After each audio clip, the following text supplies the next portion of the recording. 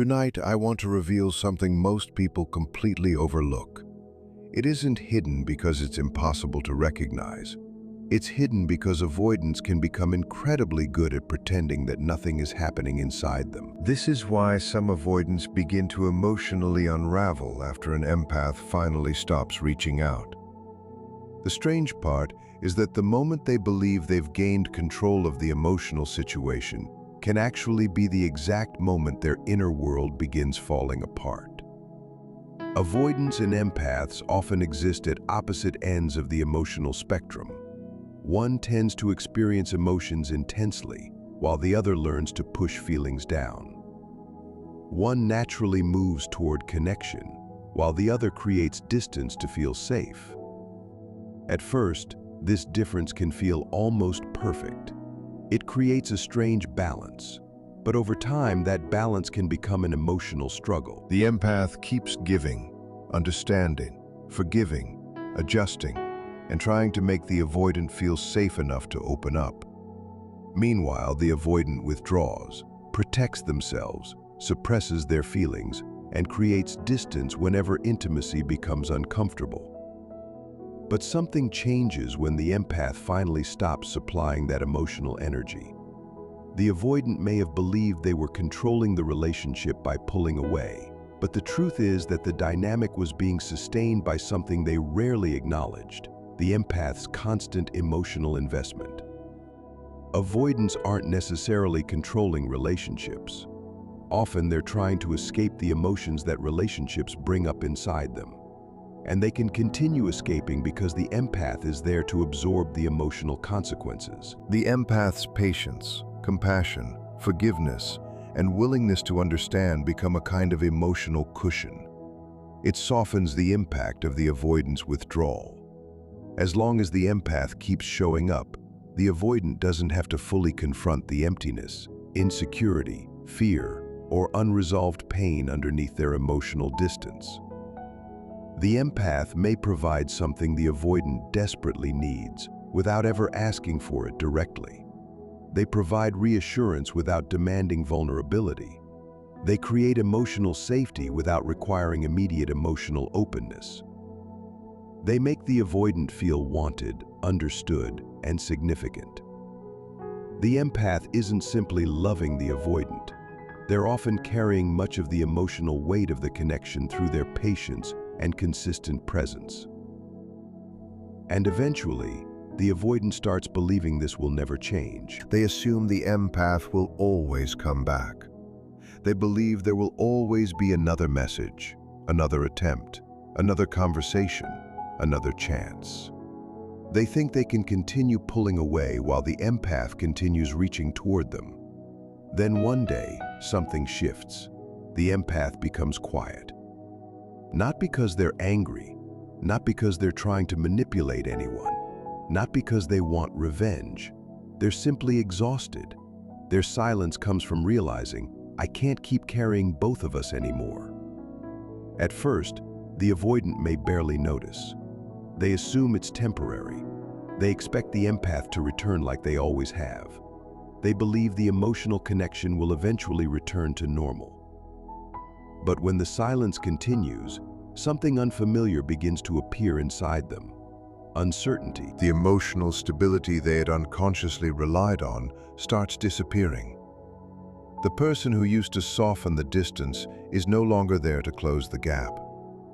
The emotional system they depended on begins to feel unstable. And that's where the real collapse can begin.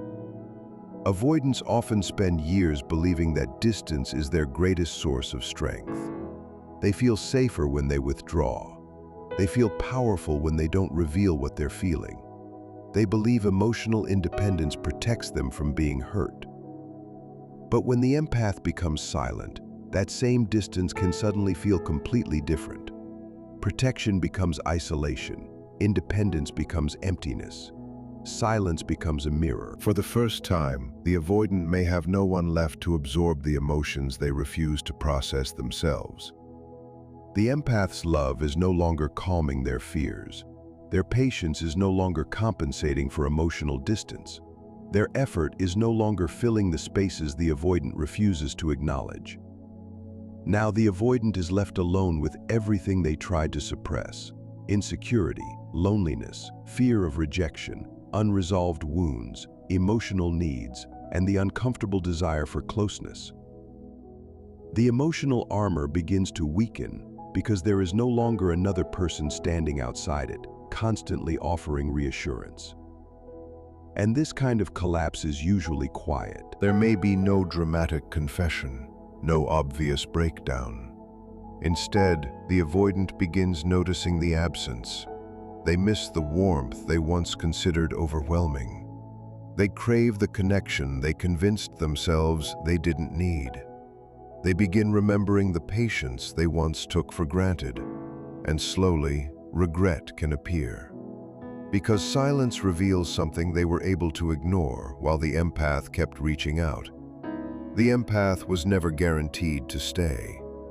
They thought they had unlimited time. They thought they could keep withdrawing without consequences. They thought the other person would always be there waiting.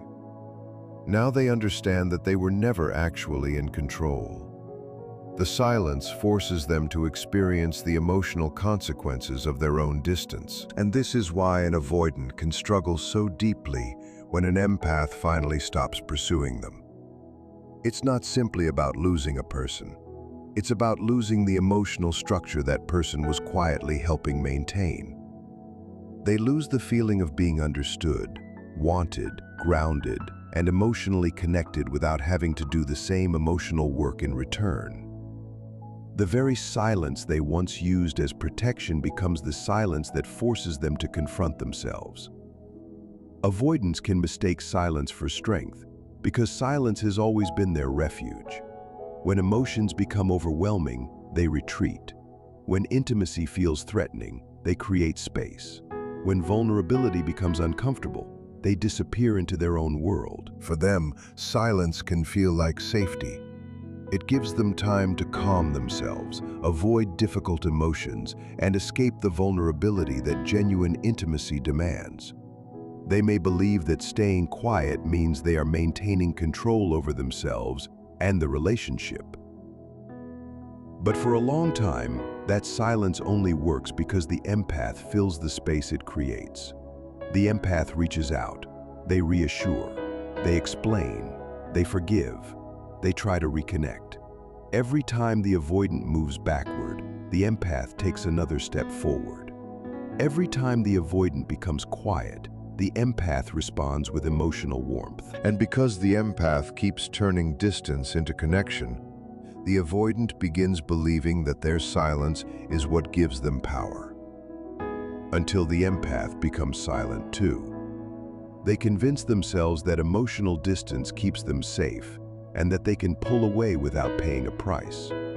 They assume the relationship will survive because the empath will always be the one carrying the emotional weight. But then something happens they never saw coming. The empath becomes quiet too. Not because they suddenly stopped caring, not because they want revenge or intend to hurt the avoidant. They become silent because something inside them has finally reached its limit. Empaths rarely stop communicating without a reason.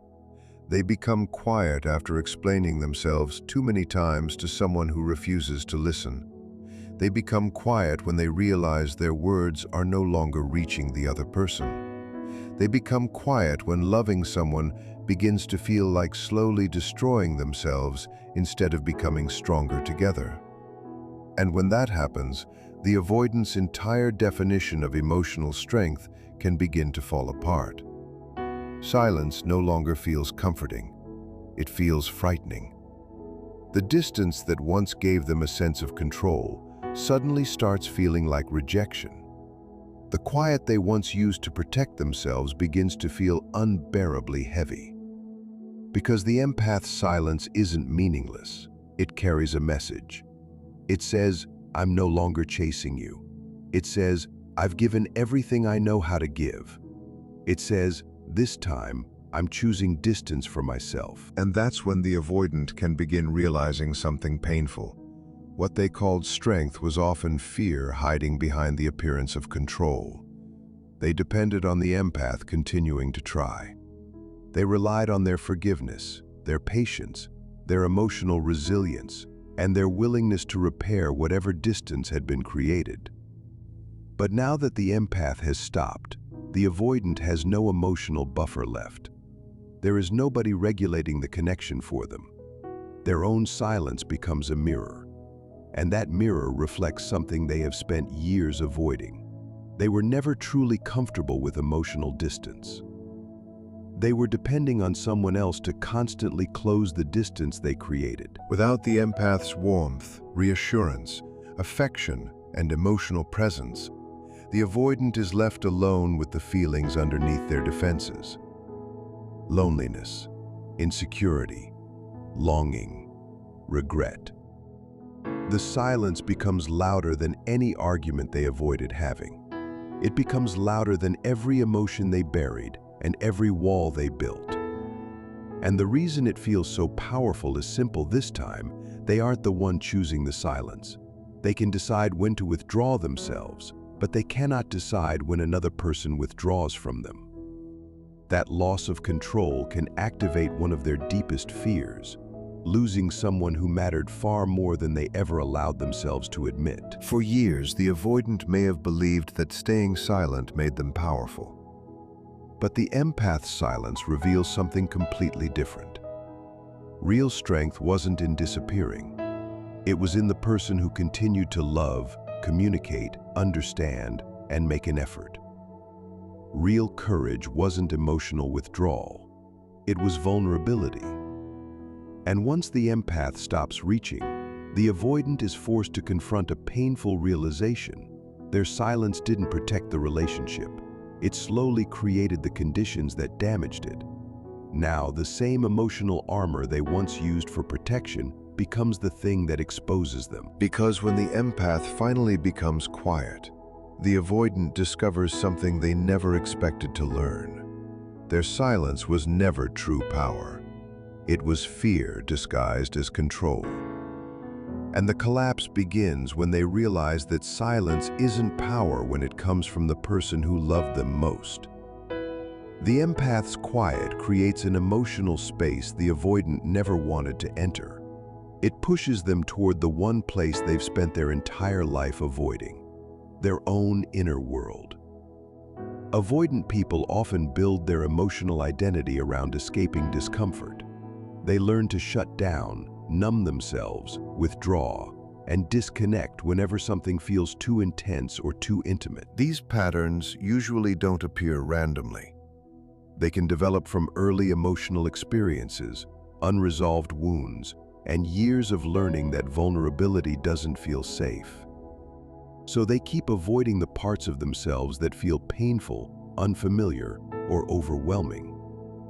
As long as the empath continues explaining, loving, forgiving, reassuring, and trying to keep the relationship alive, the avoidant doesn't have to look deeply within themselves. They don't have to question the fears hiding underneath their distance.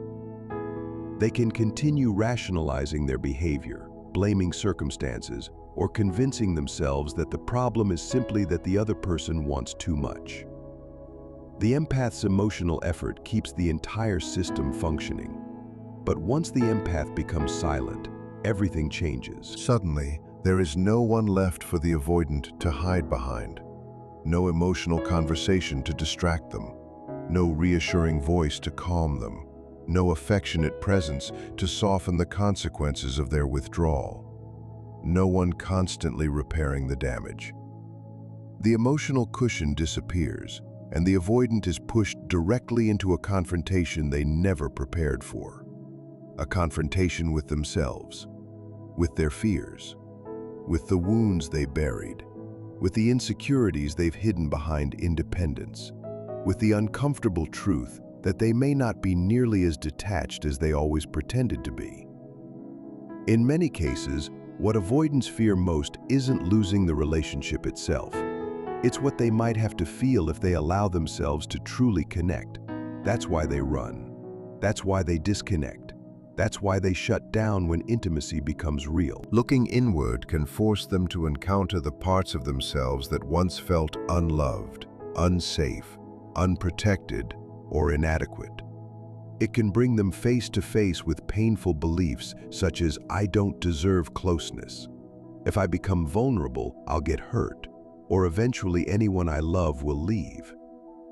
While the empath was present with warmth, patience, understanding, and compassion, the avoidant could use that emotional strength as protection. But genuine silence removes the shield. It shines a light directly onto everything they've been avoiding. In that quiet, emotions can begin surfacing all at once: fear, loneliness, guilt, longing, confusion, regret, and old abandonment wounds. And because they may never have learned how to process those emotions openly, they can feel overwhelming. They were used to relying on the empath to help stabilize the emotional connection, Maintain communication, and hold the relationship together. Now that voice is gone.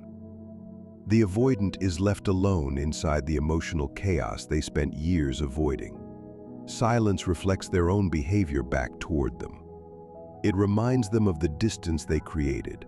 It reveals the coldness they showed.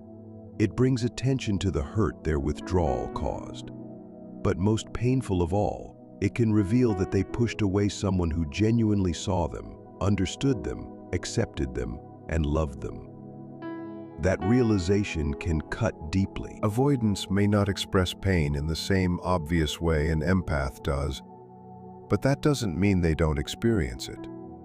Sometimes their emotions arrive later, after the initial defenses have worn down, and when they finally surface, they can hit with enormous force. Their usual coping mechanisms begin losing their effectiveness. Ignoring the problem no longer creates peace. Distraction no longer removes the emptiness. Rationalizing their behavior no longer feels convincing. They can't accuse the empath of being overly emotional when the empath isn't saying anything anymore. They can't keep asking for space when the space itself has become painful. And they can't continue claiming that independence is what they truly wanted when independence now feels suspiciously like abandonment. Eventually, they may begin to understand the truth. They weren't really running away from the empath. They were running away from their own vulnerability. And now that vulnerability is finally caught up with them.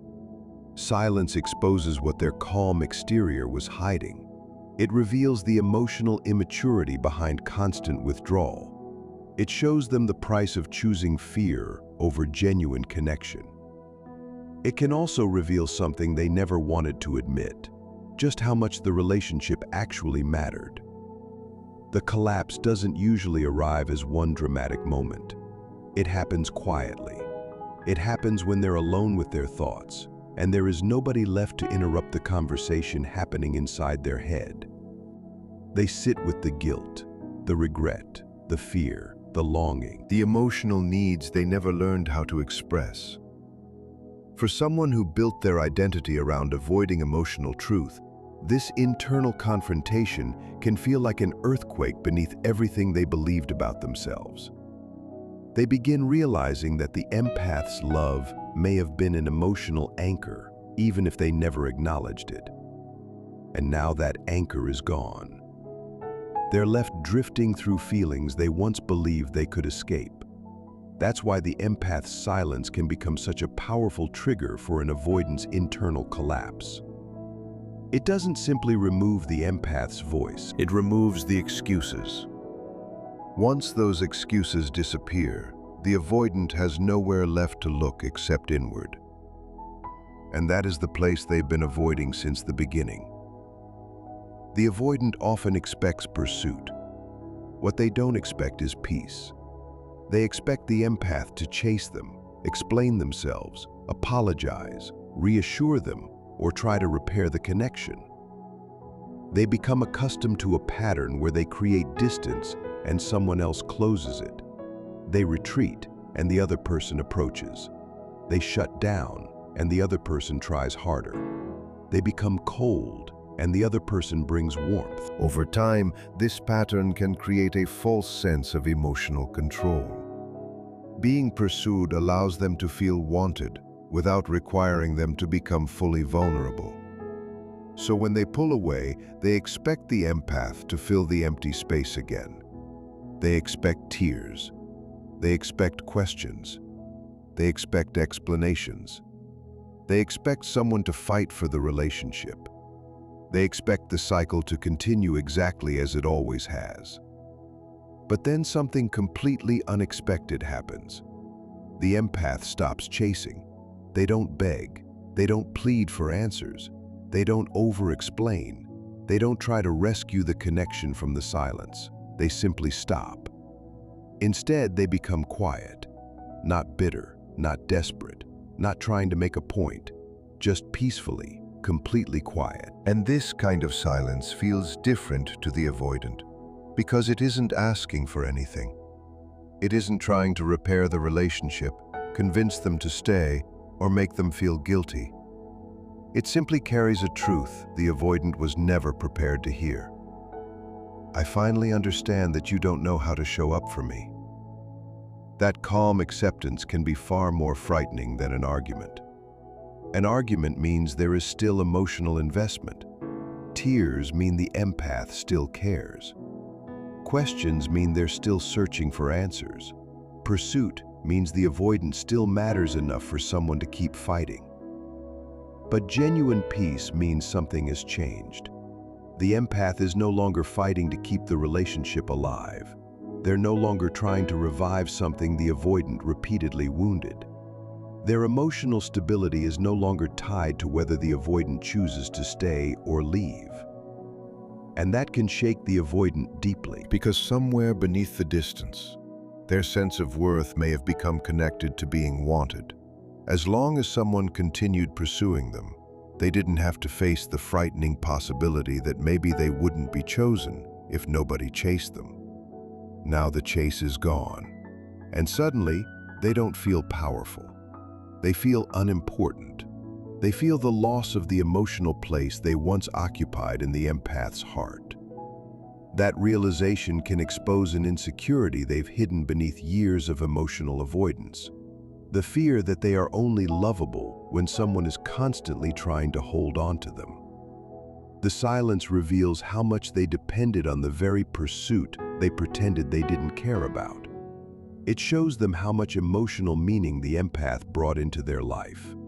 And perhaps most painfully, it reveals that their apparent power was never entirely theirs. It was supported by someone else's effort, by someone else's patience, by someone else's willingness to keep understanding them. When that energy disappears, the ego begins to crack. Peace leaves them with no argument to fight against, no chaos to blame, and no emotional chase to depend on. Eventually, they have to sit with a painful truth. They're alone, not because the empath didn't love them, but because they never learned how to remain emotionally present. That's when the emotional unraveling begins. For years, they may have believed that distance protected them.